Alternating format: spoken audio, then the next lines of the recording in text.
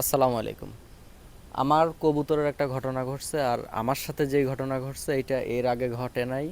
এখন এটা আমি বুঝতেছি না যে এটা কেমন কি। আর ঘটনাটা বলার আগে আপনাদেরকে একটা জিনিস দেখাই। এই যে এই কবুতরটা, এইটা আর এই যে খোপের ভিতরে যে লাল কবুতরটা, এইটা হচ্ছে একটা জোড়া। এরা ডিম পাড়ছে, কিন্তু এরা ডিমে তা দিচ্ছে না, বাতে বসতেছে না। এখন বাতে কেন বসতেছে না এইটারও কিন্তু একটা কারণ আছে। এই কারণটা আপনাদেরকে বলি।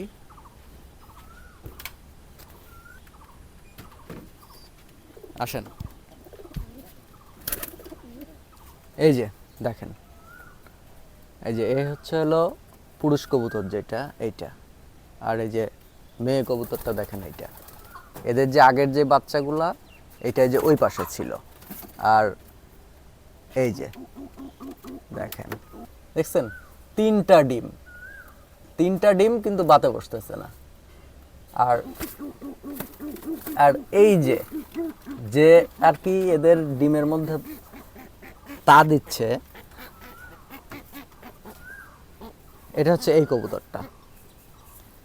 এ আমার এই কবুতর আনার পরে, এই ঘরটা বানানোর পরে প্রথম বাচ্চা।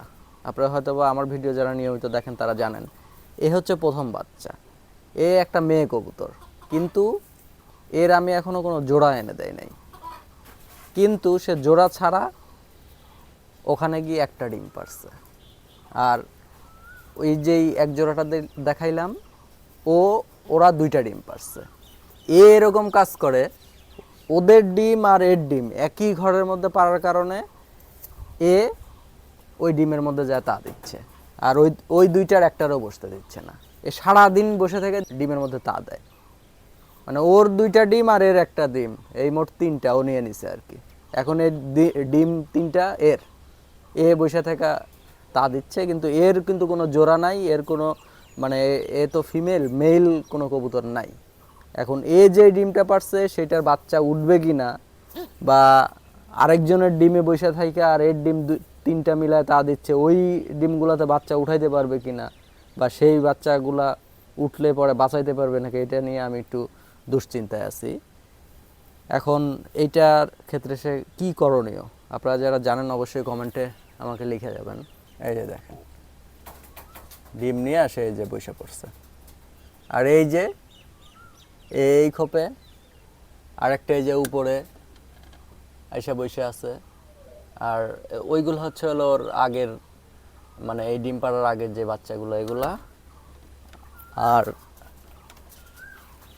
এখানে এই যে এই জোড়া সাদা যে জোড়াটা, এই জোড়াটা আবার এই যে ডিমে বসছে, এই যে দেখেন।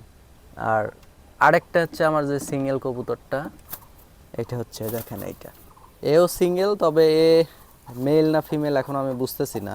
আর কবুতরের এই জিনিসটা আমি বুঝিও না। আমার কবুতরের আপডেটগুলো আপনাদেরকে দিই। সেটা হলো আমার প্রথম যে দুই জোড়া দিয়ে শুরু করছিলাম সেই দুই জোড়া আছে। এরপরে একটা বাচ্চা হয়েছিল, সেটা তো ঘটনা আপনাদের বললাম সে কি করছে। এর পরের জোড়াটা এই যে এইটা, এটার সাথে সাদাটা ছিল, সেটা তো বিড়াল মেরে ফেলছে। এরপরে একটা সাদা আর একটা সুন্দর, একদম খুব সুন্দরী টাইপের একটা বাচ্চা উঠছে, ওইটা এক জোড়া। আর এক জোড়া ওই ওই পাশে দেখাইলাম, আর এই পাশে এক জোড়া। তাহলে টোটাল হচ্ছে হলো আমার এই দুইটা সিঙ্গেল মিলায় এক জোড়া ধরেন, আর আগের দুই জোড়া তিন জোড়া, এরপরে একটা চার জোড়া, আর দুই জোড়া বাচ্চা আছে, ছয় জোড়া। আরেক জোড়া ওখানে ডিম পারছে, আর আরেক জোড়ার ডিম তো ওই যে সিঙ্গেল ওইটা একটা ডিম পারে, ও এই ডিমগুলো নিয়ে নিছে। এখন সে তা দিচ্ছে। আয় আয় আয় আয় আয় আয় আয়।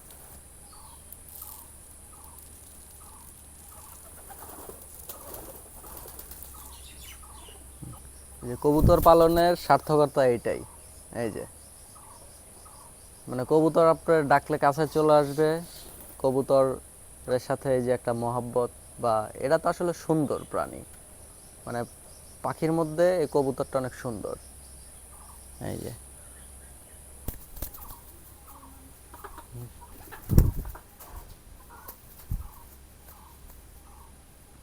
আমার এই ছিল কবুতরের আপডেট। আর আমার কবুতরের যে কোনো বিষয়ে আপডেট যদি আপনারা পাইতে চান, আপনাদের আগ্রহ থাকে, অবশ্যই আমাকে কমেন্ট করবেন।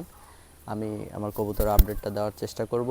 আর পরবর্তীতে আমার কবুতরের আরও একটা ঘর দরকার, সেইটা বানানোর কাজও শুরু করব অল্প কিছুদিনের মধ্যেই। যারা এতক্ষণ ধরে ভিডিওটা দেখতেছেন, আপনাদের প্রতি বিনীত রিকোয়েস্ট, আমার ফেসবুক পেজটি ফলো করে দিবেন, আবার আমার ইউটিউব চ্যানেলটি সাবস্ক্রাইব করে দিবেন। তো আজকের ভিডিওটা এই পর্যন্তই। আল্লাহ হাফেজ, আসসালামু আলাইকুম।